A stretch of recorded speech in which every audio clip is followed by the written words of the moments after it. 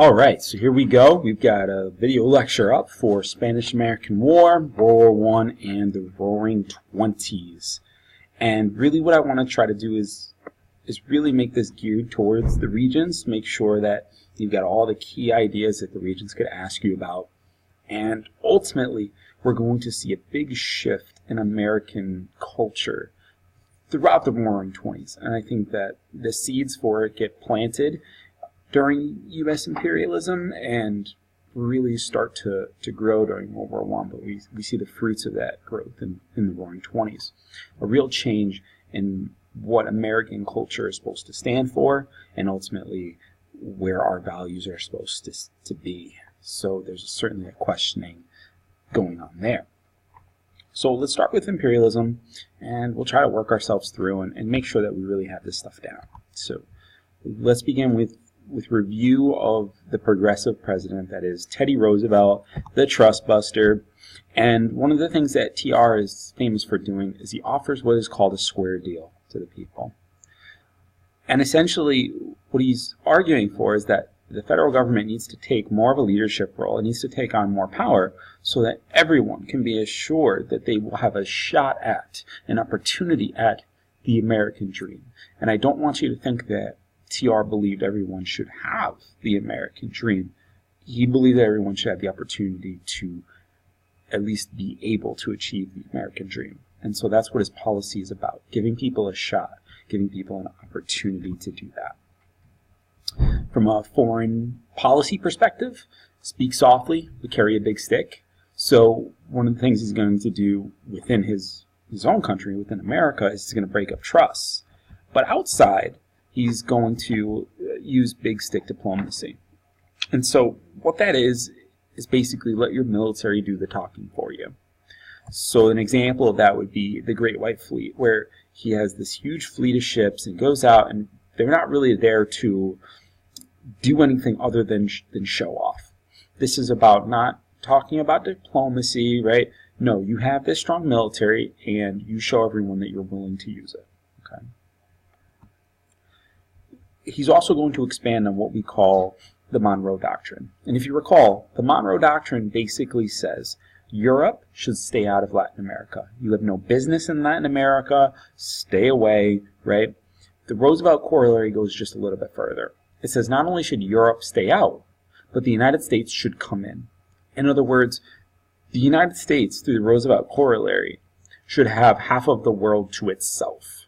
They should own what we would call the Western Hemisphere, and have influence in the Western Hemisphere.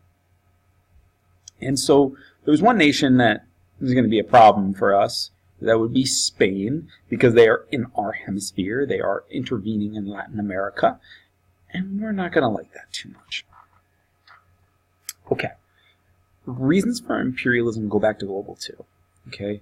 Many reasons, and I'm not saying that these are the only reasons. I'm just trying to give you an idea of why we would go from an isolationist sort of policy that George Washington sort of left us with to one that is much more based on gaining raw materials, right? Our definition for imperialism: when a stronger nation takes over a weaker nation for economic or military gain. Hopefully that's embedded in your brain.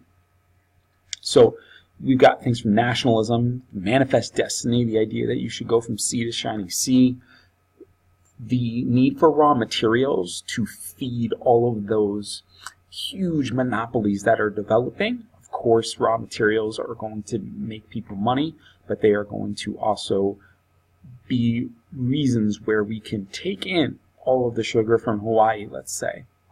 But then we can make Hawaii a new market for American businesses, where we can send things like clothes over to Hawaii for the people, okay? The idea that you're making money on both sides of this thing. I make a slight distinction between imperialism and what we would consider quote-unquote new imperialism. That is, nations used to imperialize and stay on the outside and sort of siphon off all the wealth and raw materials, yes. New imperialism is more about not only just taking, but also settling the area over. And I think that's just the big difference, is that the United States is going to settle these places and then really absorb these places, and many of them are going to become states. So that's sort of the big difference. And to reinforce imperialism, to make it socially acceptable, you have things like the white man's burden, which basically says we need to spread Christianity to these uncivilized people. Or social Darwinism, which says that we're the strong nation, we're the strong race of people, and therefore we have the right to take over these people who are not as strong and not as sort of advanced, right? Now, these are awful things, awful justifications, but I want you to know they worked. They were effective in the worst way.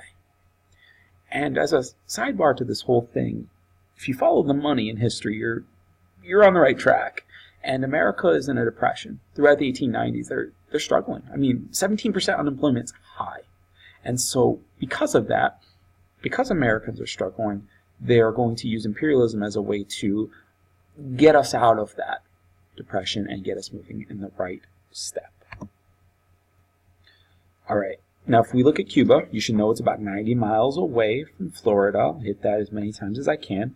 And so it's a very important place for us to have an eye on, I would say. And Spain had controlled Cuba. And this goes back to like Age of Exploration. If you recall, Christopher Columbus settling Cuba, and it really was called Hispaniola when he came there, and all this kind of stuff. But anyway, Spain is sitting out there. They're violating the Monroe Doctrine and eventually the Roosevelt Corollary, which wasn't there just yet, but it's the idea, right? They are on the wrong side of the world if you kind of put it into that terms. And so we're looking at the Spanish, but we don't have a real reason to kick Spain out. But there are some things that we don't like about them. The American farmers are looking at Cuba and they're saying, hey, we've got a lot of food we could sell to the Cuban people and other people, of course, but that's something that we could really use. And there's this letter written in Spain called the Delome letter, really goes after President McKinley, like calls him weak. And so just sort of keep these things in the back of your mind as we get closer to war, that these reasons are in the background and they're going to make a real difference. To sort of accentuate this, you've got something called yellow journalism. And you need to know what it is. Yellow journalism, basically articles that are head turners. Headlines that really grab your attention, and they don't always, or most often aren't, truthful. They are exaggerations, okay? And the goal is to use these exaggerated headlines to make you shocked, to give you that awe when you look at your newspaper. And yes, that sells. That is money in your pocket. People will buy these things, right? But second, you're sort of shaping public opinion, aren't you? And two guys associated with this would be Pulitzer and Hearst. Now, these are like, bonus names to know, or if you were going to write an essay, you would want to know these two names, Pulitzer and Hearst. But they're writing things about the Spanish leaders, like General Weyler. They call him Butcher. And that's just like a headline. It's like, oh my gosh, what is he doing to these people? And the Spanish, because they're dealing with a rebellion. I mean, the Cubans want them out. They're trying to wage a war for independence. And so the Spanish begin to place them in what we call concentration camps. Everyone's sort of lumped together. People are running out of food. It's not good. But what the yellow journalists do is they accentuate that. They really attack that and make it a part of their day-to-day articles. And people are starting to become outraged. So here's a funny political cartoon. You got Pulitzer and Hearst, and they're sort of like manufacturing war. Now, neither of them would say that that's what they were doing, but you got to read between the lines on that. It's certainly a judgment call, but they definitely didn't help our isolationist policy, that's for sure. They were definitely on the other side of that. Here are more examples. You've got headlines: destruction of the warship Maine was the work of an enemy, and that's really where I want to pick up. So, in addition to the outright racist cartoons that you just saw, in addition to the many overall reasons why we might want to go to war with Spain, we don't have the immediate threat until February 15th, 1898. There is a sinking, an explosion on the USS Maine. Now, at first, and maybe even a little still, we don't quite know what happened when this initial bombing goes off.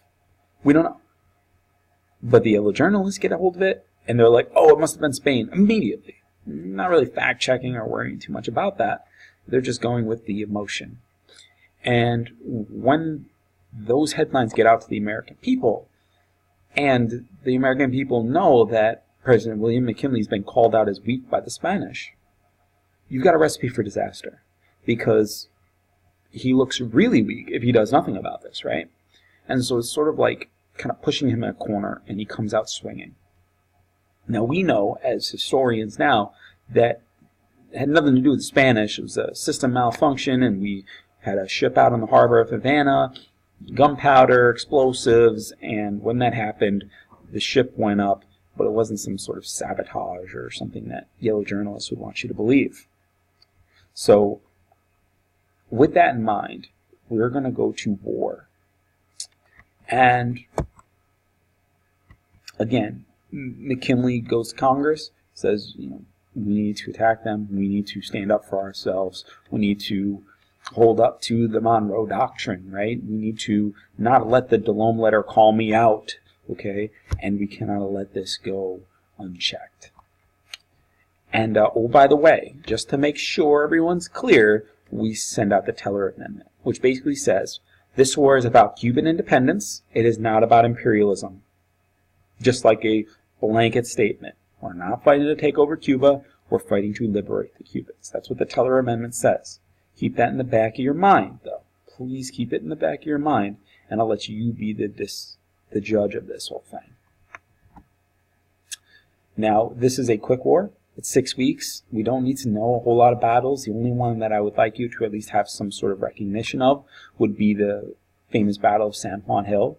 Sort of illustrates the splendid nature of this war. The war is never splendid, right? And Teddy Roosevelt and his Rough Riders go right up the hill. It was said that Teddy Roosevelt, his glasses get shot with a bullet, and so he takes off his old glasses, goes into his hat, grabs a new pair, puts them on, and keeps going. You don't have to believe that, but that's sort of the type of myth that's sort of coming out of this war, that it's quick, that war is easy, and they're even glorifying war in many ways. Now, the truth about it is more men are going to die from disease than actual warfare. I mean, you're talking 380 combat deaths, right, out of a total of 3,000. That's just insane. We really mopped up the Spanish rather easily. And by the end, and here's where I want you to think back to the Teller Amendment, right? The Platt Amendment that comes out after the war, so once we defeat Spain, says we can intervene in Cuba whenever we need to. Whenever we feel like there's a problem, whenever we feel like the Cubans are threatened, we can intervene. And we also gain a naval base right on Cuba called Guantanamo Bay. You should look that up and look into what we use it for today. I think it'd be a good little topic for you to research. However, Teller Amendment said we weren't trying to fight this thing for imperialism. And now here we got the Platt Amendment saying that we can intervene at will. And you've got to wonder, and you've got to ask yourself, is that true independence? Is that what that is? I will make you make that decision. I know it's a complicated one because the Cubans are just newly free, newly independent, but certainly one would argue it's not pure independence, right? Okay. And to finish this war, to sort of bring it to a resolution, you have the Treaty of Paris. And Guam, Puerto Rico become ours, Spanish territories. The Philippines is the one I want you to pay attention to. We buy it for $20 million. Now, here's the thing. We were fighting in the Philippines against Spain. We were fighting shoulder to shoulder with the Filipino people. We were fighting with their rebel leader, Emilio, and they wanted self-rule. They wanted independence. Like the Americans wanted independence from Great Britain, the Filipino people wanted the same thing from Spain. And so we fight shoulder to shoulder with these guys. And then we pay $20 million for their independence. Or so they thought. Because the Americans don't leave. Emilio's like, you guys gonna go? Or they stay. And the Filipino people rise up. They want independence. They don't want to be colonized. They don't want somebody to answer to. They feel like they've fought their war, and they believe that they have earned independence. What happens next is awful, disgusting even. There are outright massacres upon the Filipino people as this guerrilla warfare sort of heats up. The Filipinos were famous for cutting off American ears and nose and wearing them around their chains and their necks, and it's just total brutality in this Philippine War for independence. The Americans, in many cases, lose themselves. They're talking about just destroying everything, burning everything. This is a guerrilla war. This is a brutal, brutal war. And I don't think this would ever pop up on a Regents exam. It won't. But I think you should just understand how far imperialism can go. And there's a real irony at the end of this whole thing that civilians are gathered into what many people would call concentration camps. It's the same thing that the Spanish did to the Cubans. And we're sort of like seeing history repeat itself in this really ugly and this really awful way. And I guess this war really illustrates how evil, how damaging imperialism can be. And just as a side note to this whole thing, I think that a lot of students think that presidents just sort of become presidents, like they just get voted in and that's it, but they have careers before they become president.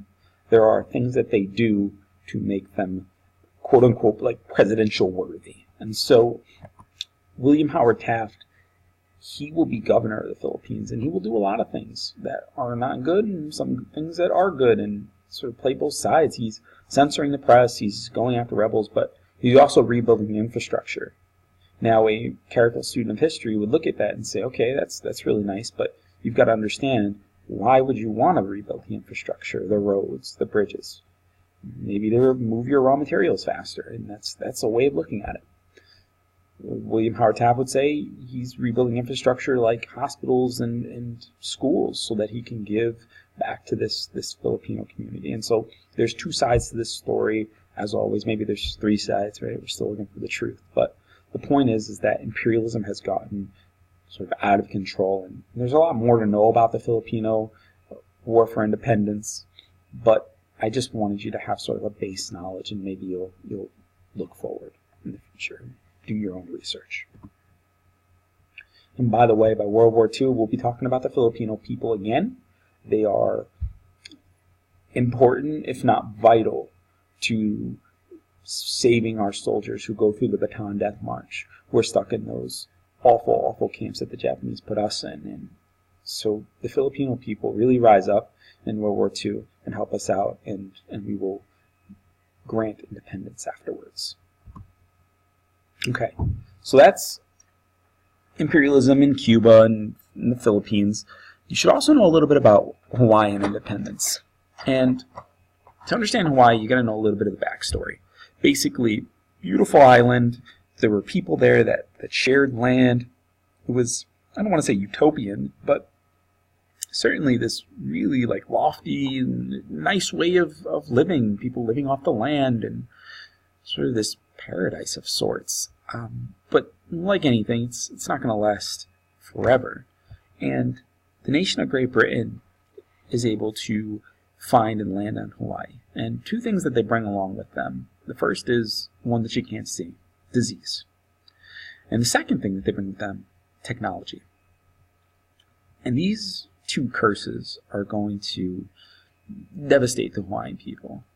A guy by the name of James Cooks arrives, and the disease that he spread, technology was not welcomed by everybody, and ultimately the British are kicked off the island, but they leave behind those two things, right? Disease and technology. And a couple of the chiefs are going to start fighting, and the chiefs that use technology are going to win.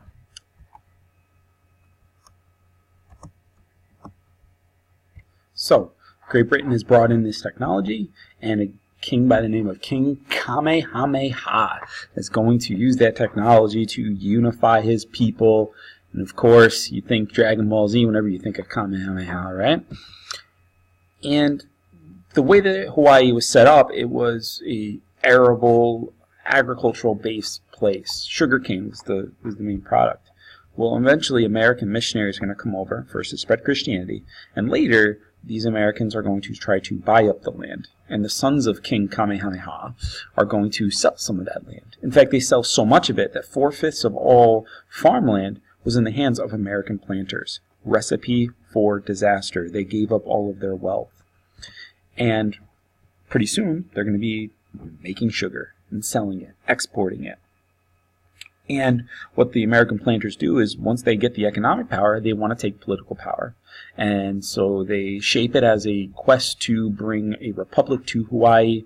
But really what happens is they come in, they force the king to sign what is called the Bayonet Constitution, basically signing a constitution under pressure, strips them of their power, and in its place, this what I would consider an oligarchy sort of takes form here, where the American planters have the most say, and the Hawaiian people feel like they don't have enough say in their own governments. And so they turn to a woman whom, by birthright, should be queen, and that is the Lulu Kalani. And Queen Lulu Kalani is going to rally her people and try to take back control. But ultimately she fails, and she fails for an interesting reason. One of the planters, his name was Sanford Dole, he was able to raise an army together to put down the rebellion, and his cousin is eventually going to start Dole Fruit Company, which, you walk to Walmart, you see it all the time, right? Now, just as a sidebar to this whole thing, Hawaii is going to be very important for us later on, because Hawaii is where they built Pearl Harbor, okay? So more on that in just a bit. Here's a nice little story card. If you have it and you want to fill it in, pause the video and definitely make sure that's in there. Here we go. So, a recap. Basically, Hawaii, American sugar planters slowly take control. Queen Lulu Kalani tries to regain power, and eventually they're going to overthrow the queen. Hawaii would become the 50th state by 1959. It takes a while for statehood to be applied and all that kind of stuff, but we will eventually annex Hawaii. To circle around and continue on this imperialism, you got to look at Alaska. Now, Alaska was bought from Russia, $7.2 million, and they bought it because Russia was prepping and trying to get themselves right for the Russo-Japanese War, which they will lose, okay? And so they sell it at a pretty reasonable price. The thing is, everyone's looking at the man who sells it, William Seward, Secretary of State. And William Seward, they make fun of him, like Seward's folly, Seward's icebox, sort of like what they did to do with Clinton when he tried to build the Erie Canal, calling it Clinton's ditch. It's the same idea. People are laughing at him, and then he's going to get the last laugh, because there are three resources in Alaska that are important. Timber, gold, and oil. And oil probably being the biggest one, right? There is the Klondike gold rush of the 1880s, sort of like a second big gold rush, and it is huge for us. It increases our wealth. It increases the size of the nation, just point blank. So that's huge. So Alaska, another place that you should know a little bit about. Now, we've talked about this Roosevelt corollary, right? The idea that you own half of the hemisphere. Please know that. Like, half of the hemisphere is ours. The Western hemisphere is ours. And Roosevelt's looking out, and he's like, man, I want to be able to ship goods from New York City to San Francisco, not necessarily being a slave to the trains all the time. Can I do something else? Can I make this possible? Because right now it's possible to get all around South America, but it's not economically as reliable. And so what he decides to do is he realizes that there is a war that the Panamanians are fighting against the Colombians for independence. And so he sponsors these Panamanian rebels, but he says, listen, I'll sponsor you, I'll help you, I'll give you guns, I'll train you. But at the end of the day, I want you to help and allow America to build a canal so that we can ship our goods through here. And we'll give you a rent for it and everything, but ultimately we want the Panama Canal. And he does it. It's a move where it really shows Roosevelt using his military to speak for him. He helps the rebels. He gets the exchange of the canal. They begin to build it, and he's going to give them $10 million, which is a helpful shot in the arm to get them started, and then an annual rent of $250,000. And really, it cuts down the travel time in half or less than half time. really fast to get around the tip from New York City all the way to San Francisco. Now, you've got disease, you've got accidents, but I would say more disease than accidents from things like yellow fever and malaria. They're going to hire some Americans, some Panamanians, and ultimately this is a step where we're seeing the American diplomacy in action, the Panama Canal. And it's going to open in 1914, which that year should strike you because it is the same year that World War I begins. We don't stay with Roosevelt's policy, by the way. We sort of shift a little bit. We're not so militaristic afterwards. In fact, that picture should look familiar. That's William Howard Taft, the governor of the Philippines, who becomes president. And he is going to believe in something called dollar diplomacy. It sounds like giving money to people because that's what we do. And one of my students said, it sounds like you're like buying your friends, and it is. You're sort of going to take all the money that you do have and invest it into these Latin American countries, and through investing you're hoping that you're making friends so that you can sort of take this developing world of Latin America and bring it up to a level where Americans believe it should be. And so dollar diplomacy is not using your military to talk. You are going to spend money. And by spending a lot of money, you are hoping that you will stabilize the area and make a lot of friends along the way. Okay? Dollar diplomacy. You should know the difference between dollar diplomacy, right, using money, okay, versus Roosevelt corollary, using your military. Okay? Please know the differences between those two. Okay. More imperialism. We've got imperialism in Japan. And this is a story that I tell my students.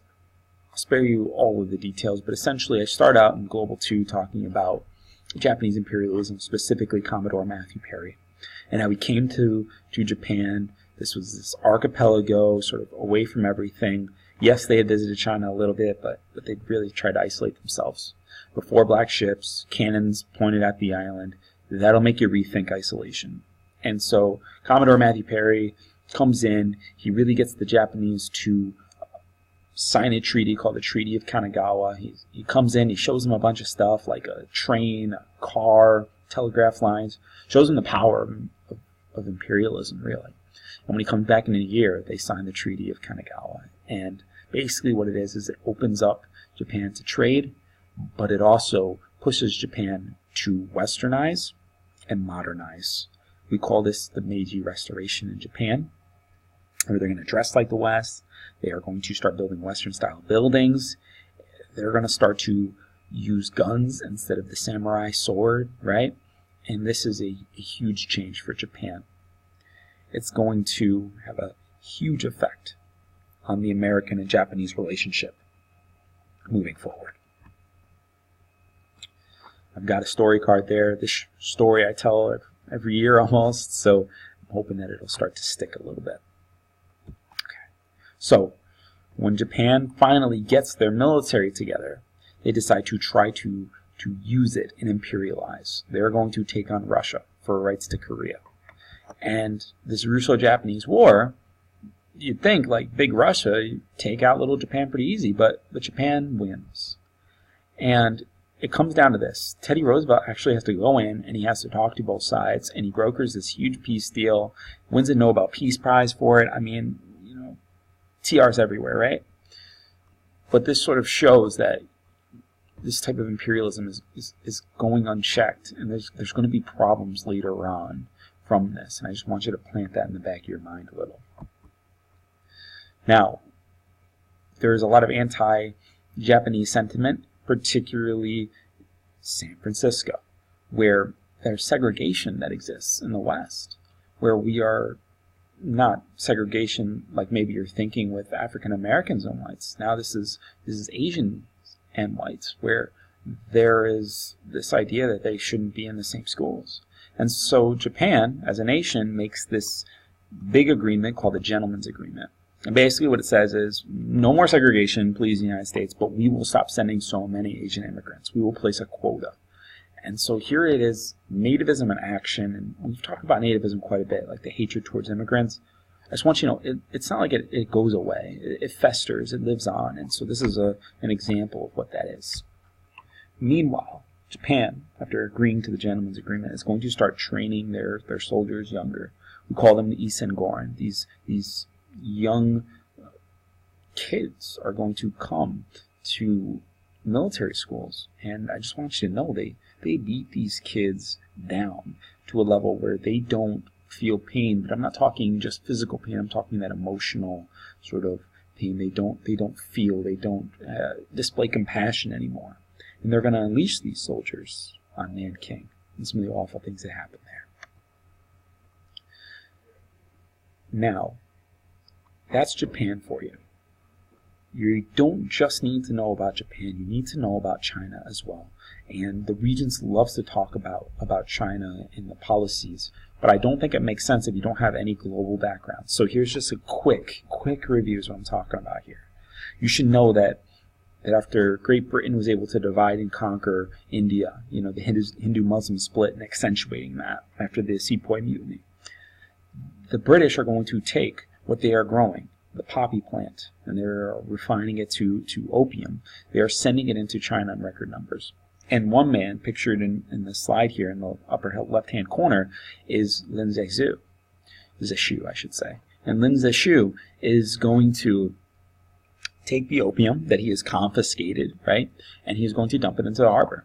He's tired of it. I mean, even if the emperor was using opium, I mean, he is just so tired of watching his people suffer under opium.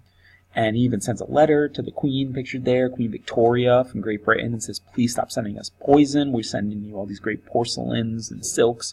You give us poison. Enough's enough. And famously, Queen Victoria, instead of saying sorry or instead of just stopping the shipments, she keeps them coming and decides she's going to send in a fleet of ships. She's going to send in and declare war. And we call these the Opium Wars. And they're more complicated than what I'm going to say here, but the essential point is Lin Zexu believes that he can win this war if he goes inland, if he takes his people and go inland, because some of the rivers within China are not as navigable as one might think. And the British are like, okay, you want to run away? We'll develop a ship. This is the birthplace of the Industrial Revolution. Remember, they develop a ship called the Nemesis ship, a narrow-hulled ship that allows them to get into the rivers that no other ship can get into. And so Lin Zexu believes that he's doing his people a great service, and it was a good strategy. I mean, it made a lot of sense. But that technology, he just couldn't combat it. And so the Nemesis ship pours into China.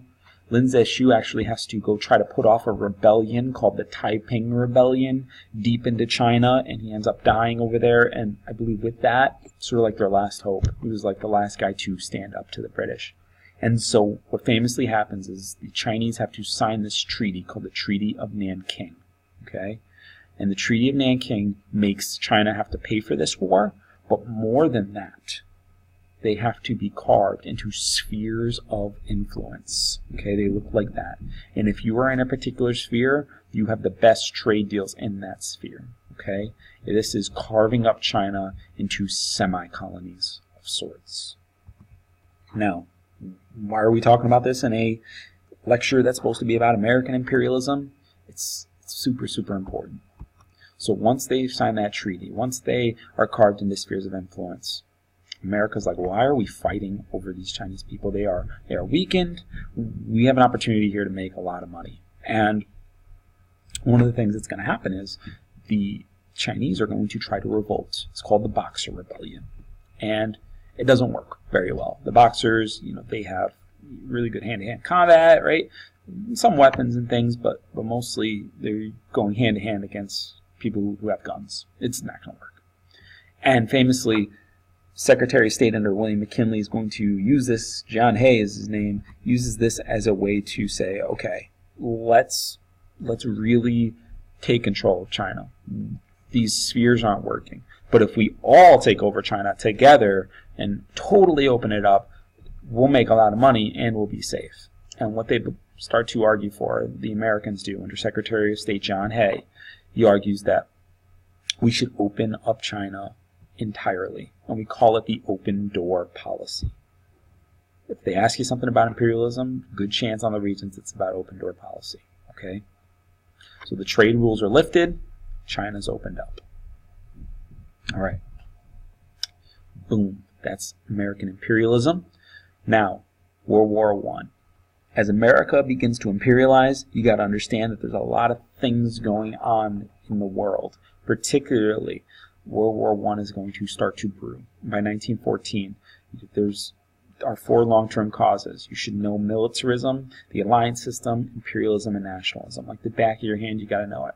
And you should also know that there was a spark, something to set these events off. The event is the assassination of Franz Ferdinand. You should also know the Allies and the Central Powers. The Allies would be Great Britain, France, Russia, later the United States. The Central Powers, Germany, Austria-Hungary, and of course the Ottoman Empire, the sick old man of Europe, if you remember that nickname. And I teach you a whole spiel on the spark and the whole story. I won't do it here, but just to know that you should be able to fill out a story card like this and know that story. I think that's kind of fun. Now, the basics of how this war begins. Okay, while America is over on its side of the world, the rest of the world is getting involved. So Serbia is going to be in a position where they have to, I don't want to say run or hide, but they're scared because Austria-Hungary issues an ultimatum. They say, your Blackhand college students have killed our next line to become Emperor Archduke Franz Ferdinand.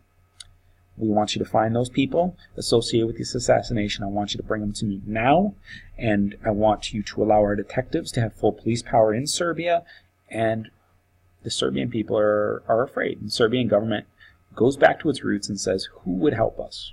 And they think back to the fact that Serbian people are Slavic by ethnicity, and they know that there is a Slavic brother in the east that is very powerful, is very strong. They are the Russians.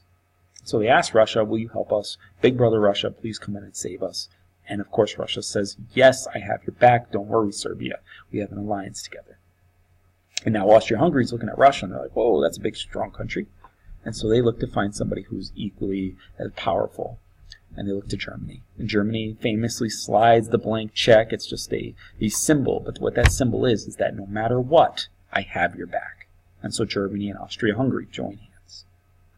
Now, Russia knows that there is a nation out there that really hates Germany because they crowned their Kaiser in their Hall of Mirrors and because they stole, quote-unquote, Alsace and Lorraine after the Franco-Prussian War.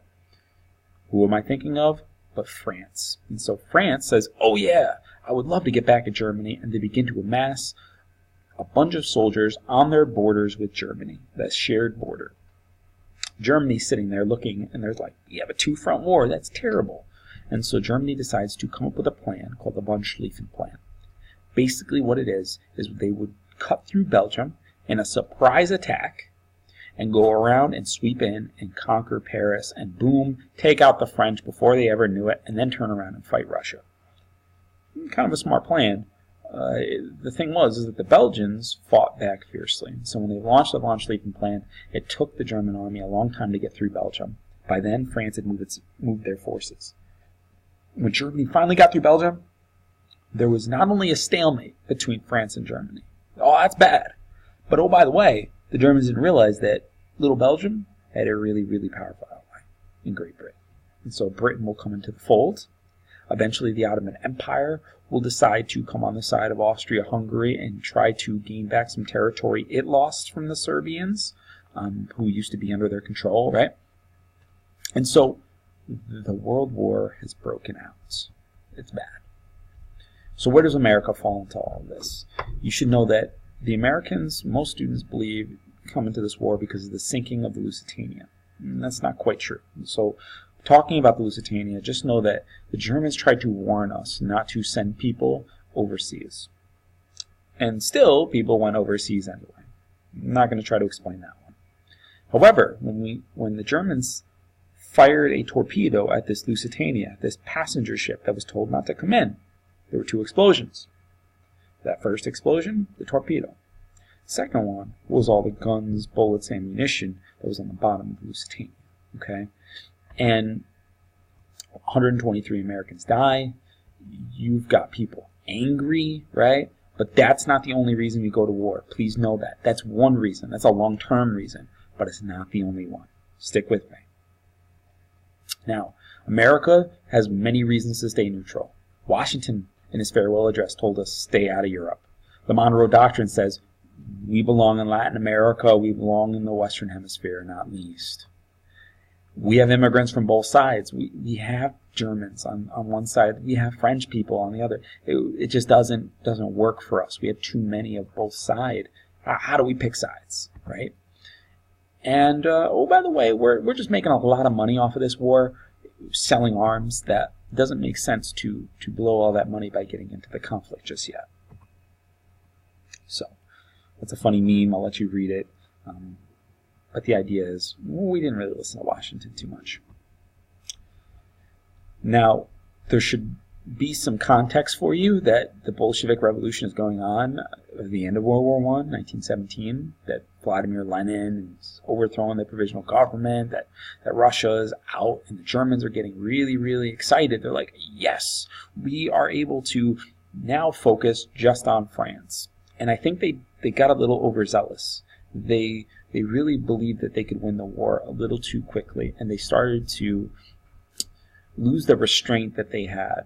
And they decide that they're going to try to be a little bit more aggressive. They're worried that the Americans will come in. And so, to their face, they use something called unrestricted submarine warfare. Okay? So, not only had they shot down the Lusitania, and Americans are angry about that, they start saying that if you send any ship into the waters, I don't care if it's carrying food, I don't care if it's carrying path, I don't care. Whatever it is, if it's an American ship and I see an American flag, I'm still going to shoot it down. And this is called unrestricted submarine warfare. It is the major and much more short-term reason why we would enter this war. But oh, by the way, you should know about the Zimmermann telegram. A backdoor channel where Germany tries to tell Mexico they'll give them the land that the Americans took from them in the Mexican-American War. All they got to do is start fighting America. And he said, we'll take things over in Europe, we'll take care of these French, we'll take care of these British soldiers, and then we'll come help you, Mexico. You've just got to distract the Americans. But the British intercept it, and of course, when the Americans find out, they are angry, angry, angry. And they're going to want revenge. And so, your three reasons for why we would want to go to war. Lusitania, Zimmermann telegram, unrestricted submarine warfare. Know them like the back of your hand, guys. And you could certainly argue, and some historians do, that money is a key reason, right? That if the British fall, we lose our money. We lose the ability to continue to make money off these British, and that maybe they won't pay their debts, and so that's part of it. We'll see the same thing in World War II. And oh, by the way, Germany's a monarchy. They have a Kaiser. You know, do you want to trust that, or do you want to trust the Parliament, sort of like our Senate and House of Representatives? Would you rather trust something like that? Okay, so there's a lot of things going on here. So America is going to try to mobilize. President Wilson declares war, saying that it'll be safe for democracy. This is the same man who runs on this slogan that Wilson's going to keep you out of war. A little bit of hypocrisy there.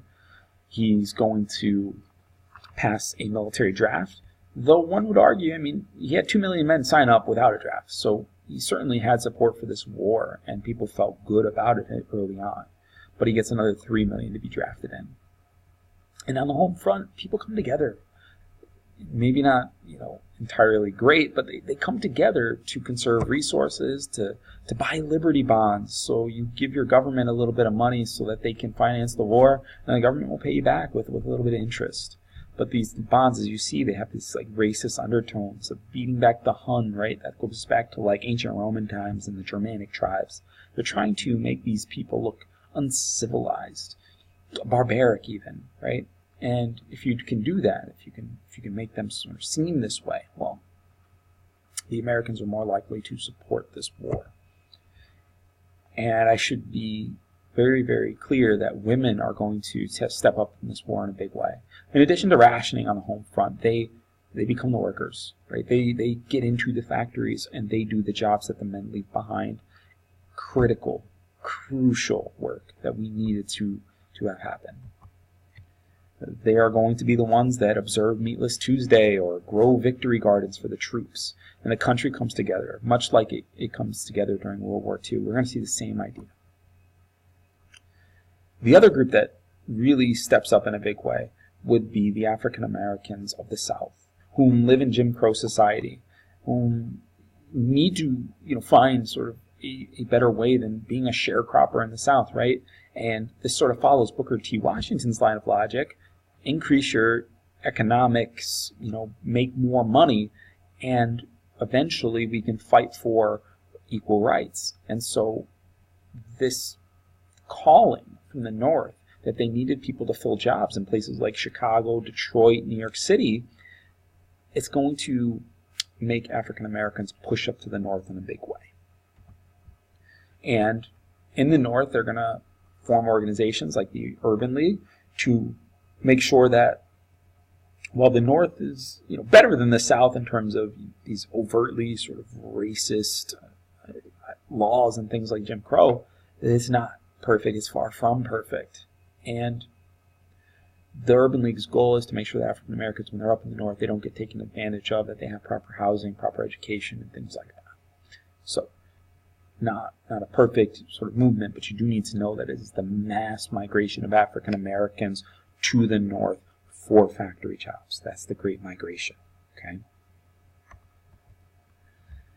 Now, you've got the factories booming, you've got the troops being sent across, but you need to keep the war effort strong. So we create what's called the War Industry Board. And it's a command economy. It is where the president controls and gives quotas to factories to meet. We're telling people what they can produce, when they can produce it, how, right? Setting prices. This is total command economy. We abandon laissez-faire, okay? World War I is an example where we get away from that Adam Smith, invisible hand stuff, and we go more towards we need to tell people what to do, when to do, how to do, okay? If we're going to win this war, we need to come together as a nation, and we need direction, we need guidance. Now, some would argue that's not right. We're going too far to that extreme side, but from a nationalist perspective, people were rallying around this idea, okay? Now, not everyone would like this war because those taxes are going to go up on the wealthy, and that's something that's sort of this byproduct, and you can have that debate about whether or not we should have been doing that, but certainly we did. Herbert Hoover is going to get his start, okay? Just like Taft got his start with being governor of the Philippines. Herbert Hoover is going to work on this huge mission to get the people food in Belgium and even in Britain too. And you got to ask yourself, why would he be helping the Belgians? Well, the Belgians were invaded by the Germans, right? Through the von Schlieffen Plan. So Herbert Hoover gets his start there, and he has this really interesting slogan. He says, "Food's going to win the war," and I tend to agree with him. Full-bellied soldiers are going to be more willing to storm the trenches. Remember, the Americans have this whole military strategy of always moving forward. So you'll see a lot of anti-German sentiment. Liberty steaks are hamburgers. Liberty cabbage is sauerkraut. You're not supposed to say these things. You're not supposed to say, "I want sauerkraut on my hot dog." Instead, you're supposed to say, "Put a little Liberty cabbage on it," right? Pretzels are going to be gone from lunch menus in Cincinnati. I mean, this is certainly anti-German. Certainly there's nativist undertone. You wouldn't be going into a music store and asking for some German composers to listen to. It just wouldn't happen. Schools are taking out German authors. It's this whole sort of nativistic movement within America, and really interesting to sort of study and look at. And even in the propaganda, you get cartoons and posters that are trying to challenge young men. If you want to be a man, you sign up for the war, okay? As part of that, anti-German films are going to be out where the War Industry Board gets a bunch of kids, 16, 15-year-old, 17-year-old kids, and they're in their auditorium at their local school watching these films that depict the Germans as barbaric and brutish Huns that are coming to take over the world. And it really rallies support for the American cause and rallies support against the Germans. And by the way, that sentiment doesn't go away after the war. It stays there. It lingers in America. So, you also got to understand what's going on from a government perspective. Civil liberties go away during war, and World War I's no exception to that with the Espionage and Sedition Act. Nationalists believe that you can't criticize the government during war because that weakens the war effort. It's a dangerous thing to do for our soldiers, and there's a perspective there. On the other side, we live in this country where we have amendments, the freedom of speech and things like that. So there's this real sort of back and forth between how much power does an individual citizen have during war in terms of their speech and where that gets regulated. And one of the court cases that comes out of this would be Schenck versus the United States, which says you have free speech up until the point where you present a clear and present danger to another. Best example, you can't walk into a movie theater and scream fire. That is a dangerous thing to do for other people. In other words, your speech is free up until the point where you put me in harm's way, or where you put another person into harm's way. Okay? Now, as part of this whole thing that's going on with free speech, Eugene Debs is criticizing the president. He's criticizing the war effort. He's saying we shouldn't be there. And he's thrown in jail. And the funny thing is Eugene Debs, he runs for president in jail. Right? So, a really interesting thing. I always ask my students, what happens if he won? That'd be kind of interesting. So, Schenck versus the United States, clear and present danger. Okay, big takeaway slide. Nationalism's on the rise during a war. We see that all the time.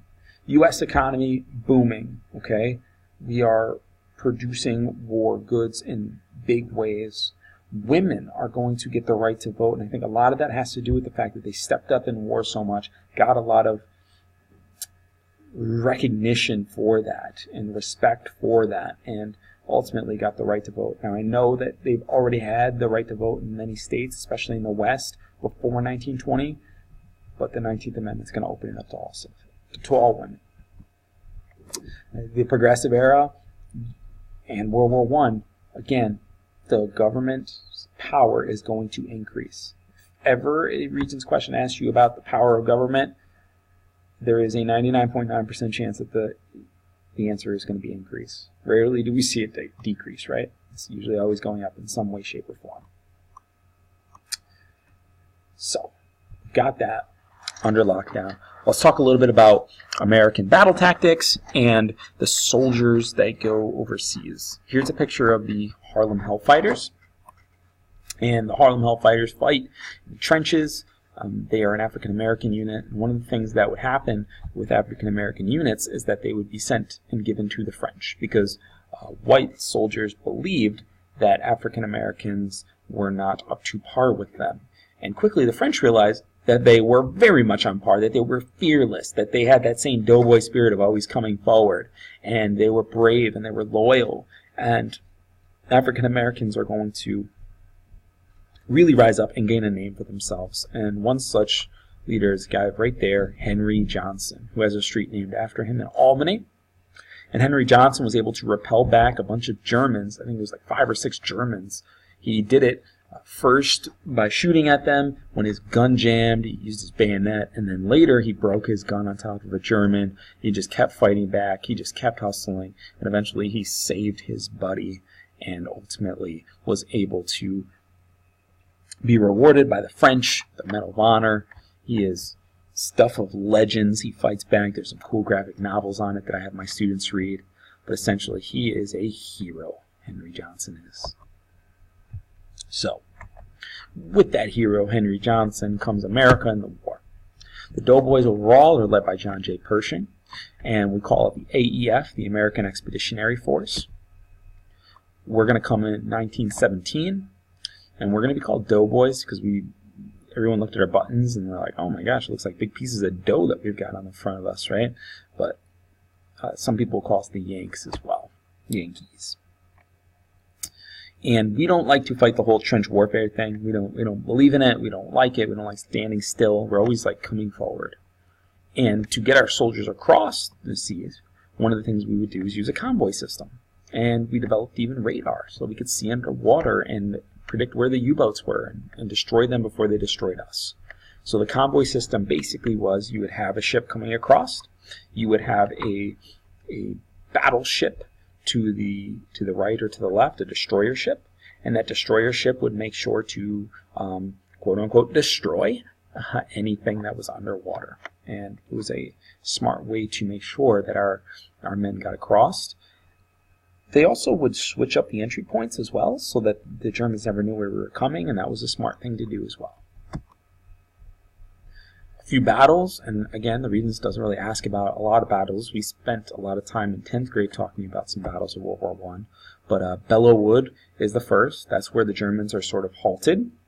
Then Chateau Thierry is where we push the Germans a little bit backward. And finally, that last sort of push is into the Argonne Forest. And the Argonne Forest is where Charles Whittlesey and his Lost Battalion famously hold out, stay in the belly of the German forces, fight against the SS, who have flamethrowers, and ultimately holds out. And Charles Whittlesey is able to achieve victory in the Argonne Forest, though he never really feels very victorious. And you know the end of the story for Charles Whittlesey. Eventually has survivor's guilt, and he can't live with himself.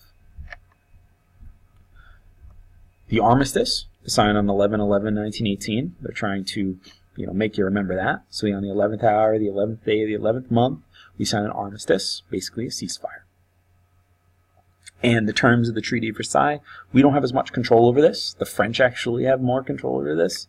And it's signed in a railway car where the Germans have to sign it. They feel obligated. They must sign this treaty.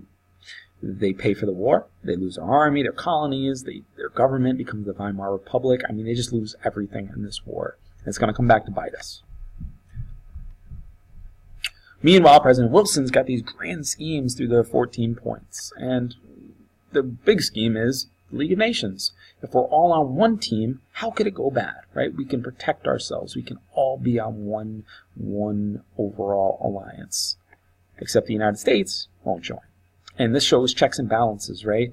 The Senate refuses this League of Nations, even though the executive branch is trying to get it passed.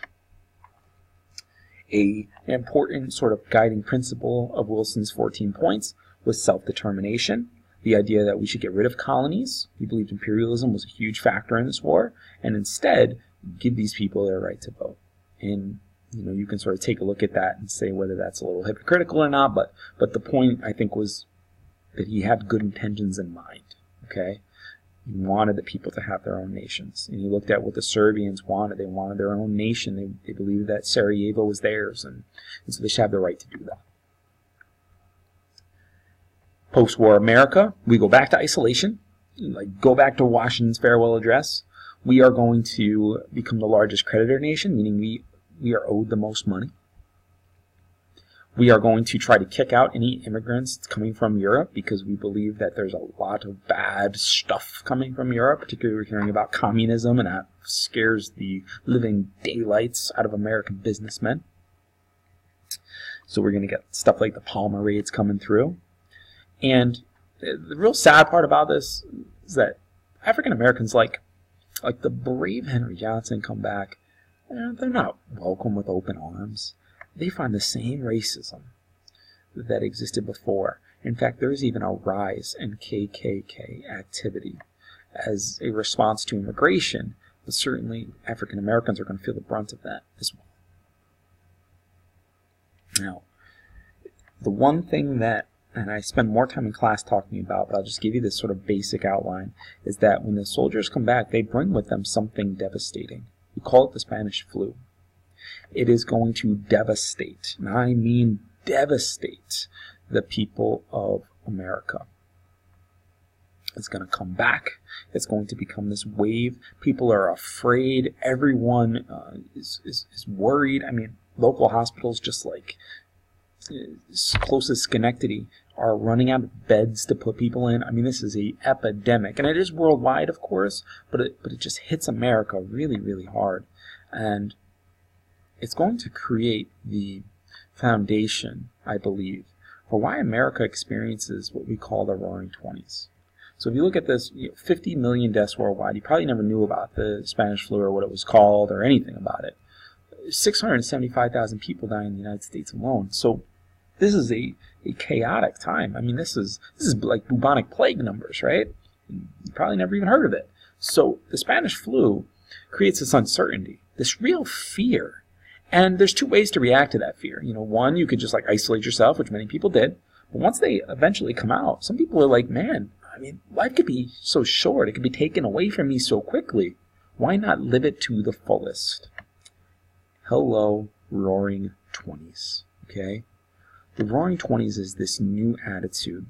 It is a Epicurean attitude where you are living in the moment. This is free will to the maximum. You are done with these old attitudes that got us to World War I, right? This is a new spirit, a fun spirit.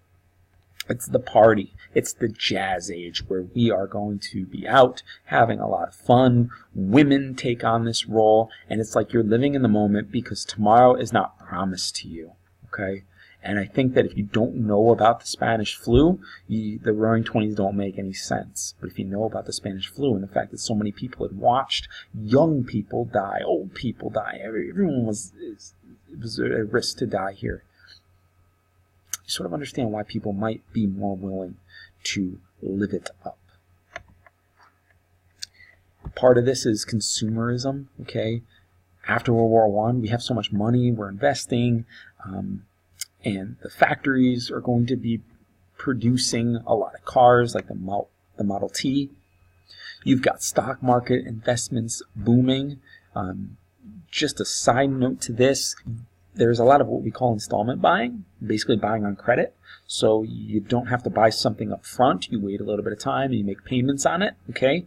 Key to installment buying is you actually have to make those payments for it all to work out. But everyone starts buying on credit. But here's the real bad part. People started to buy stocks on credit, okay? So they started to use other people's money, that's what credit is, right? You're using other people's money to buy stocks that can go up or they can go down, okay? I'm essentially gambling other people's money away. More on that when we talk about the 1930s. Okay.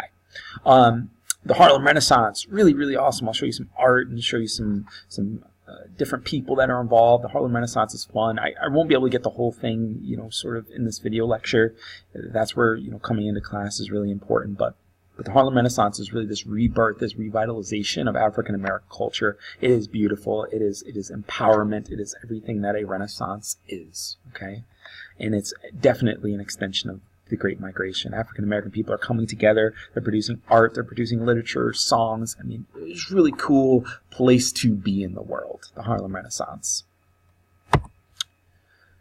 You've also got women's suffrage movement finally coming to a headway. The 19th Amendment gives them the right to vote. This is Seneca Falls, local history, right? Where women are coming together. They're saying, we're not leaving until we get the right to vote. And you should know about Susan B. Anthony. That should be a name that comes to your mind. But there's others, Carrie Chapman Catt, Elizabeth Cady Stanton, Lucretia Mott. These are all people that are associated with and give their time, their energy, their effort to making this thing a reality and to fighting for equality among genders. Now, the flappers.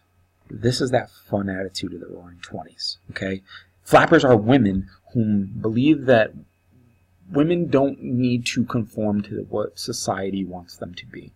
They should challenge society and that female role of being inside and in the home and doing all the cooking, but instead that they should step up and they should, in dress and language and actions, be different from the standard woman and be independent and have fun, just as men can. I talk about poetry that comes out of this, but essentially the We Real Cool by Gwendolyn Brooks captures this spirit.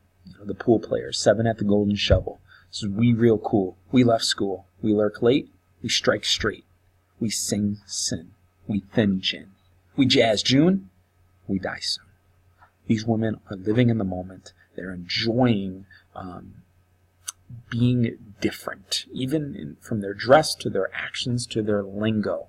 They are trying to stand out, and they are trying to show that they are not the same women that the men left behind when they went to World War I. other things that you see. Cultural clashes. Look at the John Scopes trial, where a teacher tries to teach evolution versus creationism. And, I mean, this just really just shows how you've got one half of the country that's like more conservative ideals, looking at religion as being the guiding principle, and you got this new wave that thinks of things differently and is talking more about science, and these things are clashing, and people aren't finding the right ways to talk to one another. It's sort of like you're on this side or you're on this side, and we're not seeing a bridging of the gaps. And so the Roaring Twenties really shows this cultural divide that exists in America, and that is something that the Regents asked about all the time. That there is a real gap in culture, that there is, I don't want to call it a war of cultures because it's not, but it's certainly a change, right? There are a lot of negatives of the 20s, and I spent a little bit of time, but maybe not enough time on it, that there is a ton of nativism that comes into this country. It's a result of World War I. We're afraid, and I don't want to sound like I am justifying nativism. It's not right, but there's fear there that immigrants are going to spread anarchism and communism across. There is a rise in the Ku Klux Klan. I've already talked about that, but I mean some soldiers, African American soldiers, are hung in their uniforms. I can't really describe to you how much hate that is, right? A big generational gap develops between the flappers, right, and then the older group that sort of believes that there are certain gender standards to uphold to. We try to get rid of alcohol through prohibition, and we believe that that's a good step, and I would argue that there was really good intentions there. But the byproduct of prohibition is organized crime, crime families, gangs, particularly ethnic gangs. And eventually, this whole living fast and having fun, it's going to break down. By 1929, we're going to hit the Great Depression. So, 4.5 million people are signed up for the KKK by 1924. That's a problem. There are quotas being established, particularly on southern and eastern Europe. There will be some quotas. The Johnson-Reed Act is going to be passed here. You've got the Sacco and Vanzetti trial, where there's not enough evidence to convict these guys, but nonetheless, they convict them for murder, for robbery in Massachusetts. And they're going to get the death penalty. And a lot of people argue that the reason why they get the death penalty is because of the way they look, the way they sound, because their last name is Sacco and Vanzetti. And it's a tricky situation here, but it really amplifies and it really shows how nativism has clouded our judgment in America, and it is a key reason why you see the 1920s are not perfect. Now, other people will argue these guys were anarchists and they didn't believe in the American government, kind of like a Leon Solgatz, but Leon Solgatz shot somebody, right? He shot William McKinley, so I don't know how far you want to go with that theory. There was not enough evidence, and those two men did not deserve to die. Now, the Red Scare of 1919, you know a lot about the other Red Scare, right, the 50s, but you don't know a whole lot about the Palmer raids, I'm sure. So there is a senator in New York called Clayton Lusk who's going to lead witch hunts, and that's what they are. He just sort of has this list of names, and he's going against people, and often these people have nothing to do with this, but there's just this rapid witch hunt that starts to happen. You've got Attorney General Alexander M. Palmer. He's going to go after anybody who's related to a communist, right? It's just massive arrests and deportation, kicking out immigrants, and a lot of it has to do with the fact that they've heard about Vladimir Lenin. They've heard about Leon Trotsky, right, in Russia, and they are afraid. There's real fear, and they're acting upon that fear with these Palmer raids.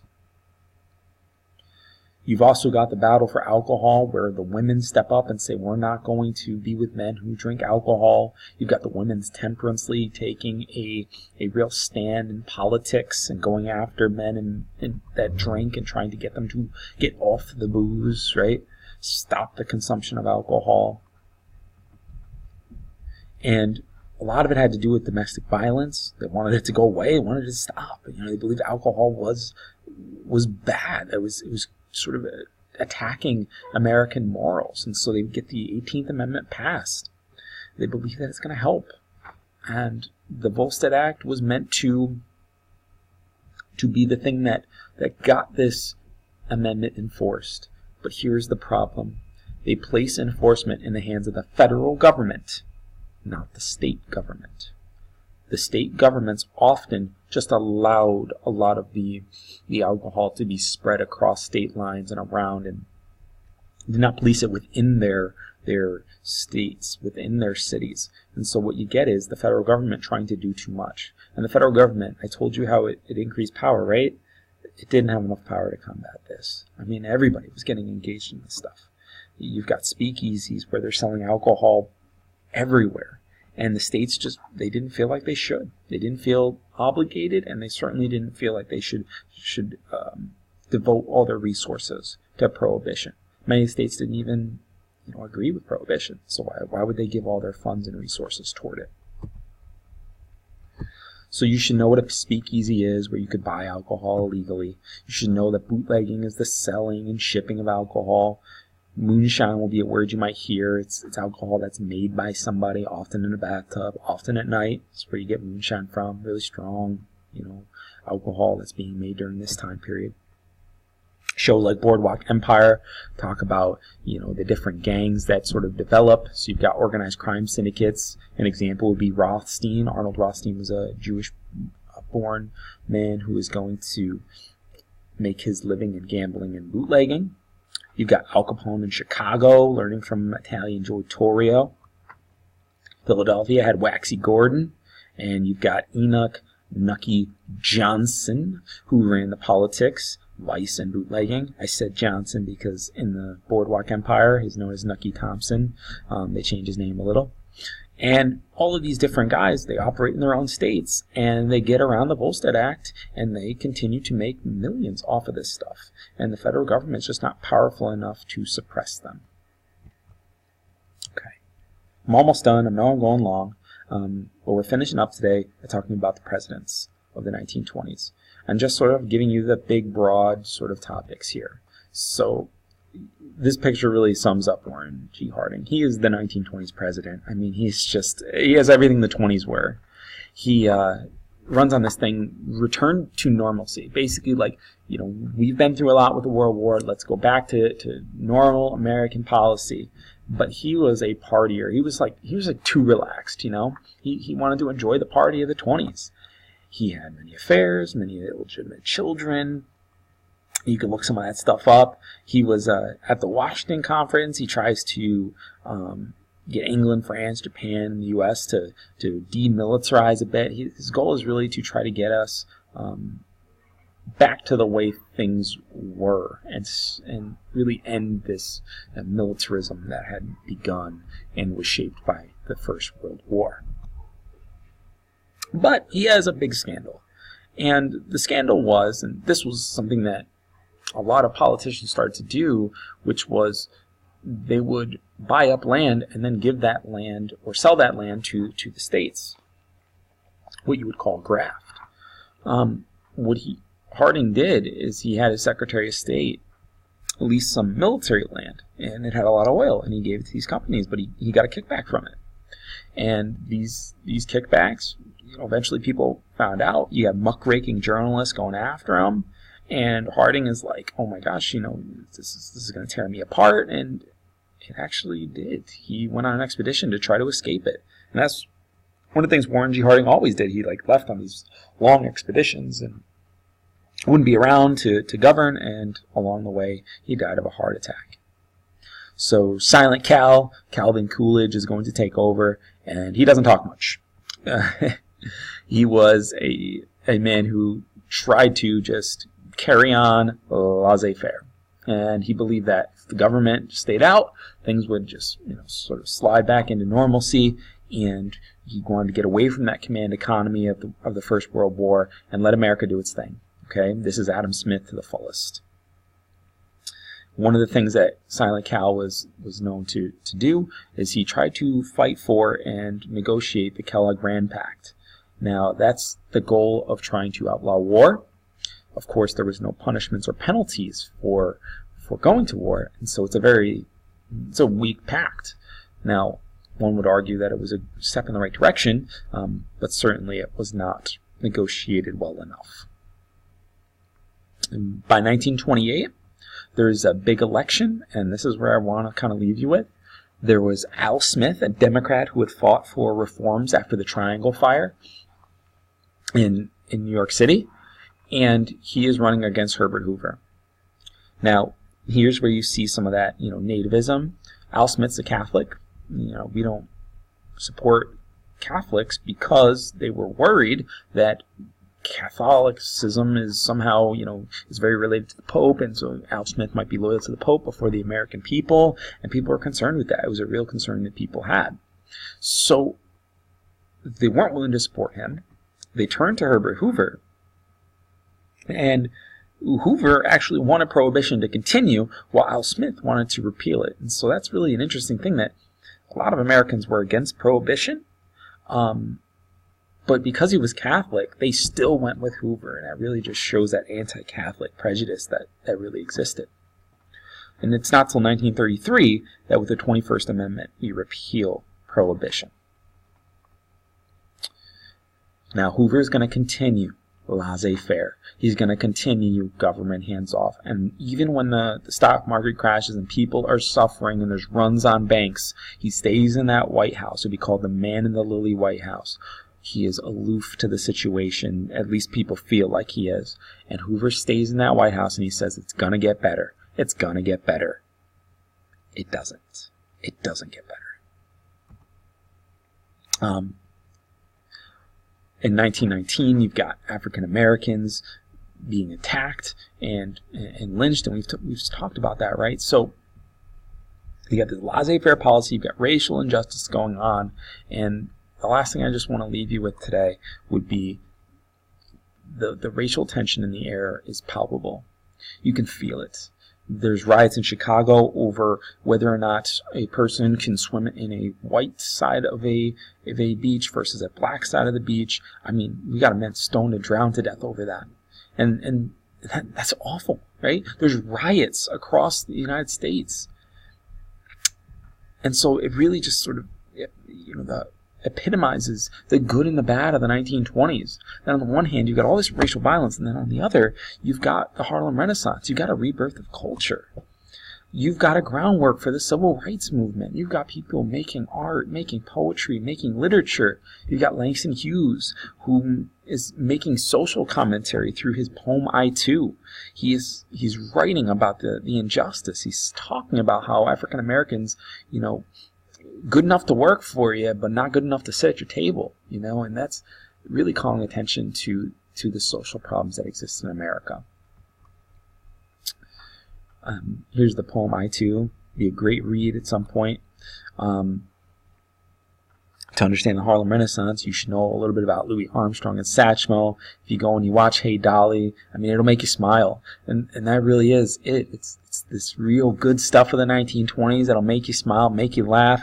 And on the other side, the bad stuff of the 1920s that'll make you want to cry. You got artists like Aaron Douglas who are commenting on how African Americans are just like, in the slaves of Egypt. It's just a different kind of slavery, what we would call like wage slavery, where they're stuck in this situation. Some beautiful, beautiful paintings with social commentary underneath them.